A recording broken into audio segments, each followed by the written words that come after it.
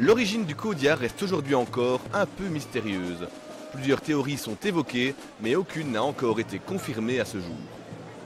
On ne connaît pas l'origine réelle du chaude d'eau parce qu'on n'a pas de documents qui datent le chaude d'eau de 1411. Mais bon, ça se transmet de bouche à oreille, de génération en génération. On va dire de marronnier en marronnier, puisqu'on est quand même apparemment à notre deuxième marronnier. Le premier était ou tricentenaire, on n'en sait rien parce que c'est toujours du bouche à oreille. Celui-ci date de 1906 et à mon avis d'ici un an ou deux, je pense qu'il va subir la maladie de tous les marronniers de la région, on devra l'abattre. Car c'est sous ce marronnier que se déroule la tradition la plus importante du Caudia. Du lait est en effet chauffé et distribué à la population. Et autour de l'arbre, la fête continue en musique. C'est la cuisson du lait, mais personne ne connaît l'ingrédient, enfin plus ou moins. Personne ne connaît les ingrédients. Quoi le principe? Le principe, nous réunir, tout simplement. On va cuire le lait, tout ça, et on distribue à tout le monde. C'est chaleureux le Caudia. Le top.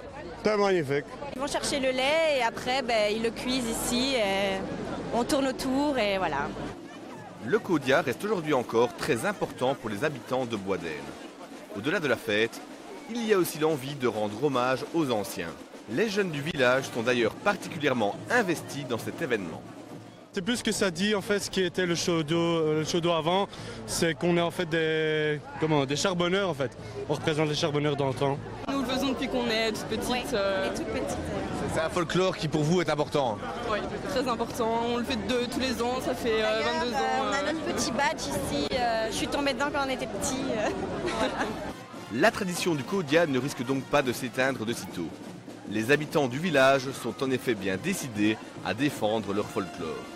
C'est l'identité de notre village, c'est l'identité de Boisd'Aine, ça fait partie de l'ADN de Boisd'Aine, voilà, c'est un folklore qui est unique en Belgique et je pense qu'on est une bande d'amis, un folklore de paysans et de paysannes et on veut absolument faire perdurer le folklore de notre village et je pense qu'il faut garder ça parce que c'est unique comme je le dis en Belgique.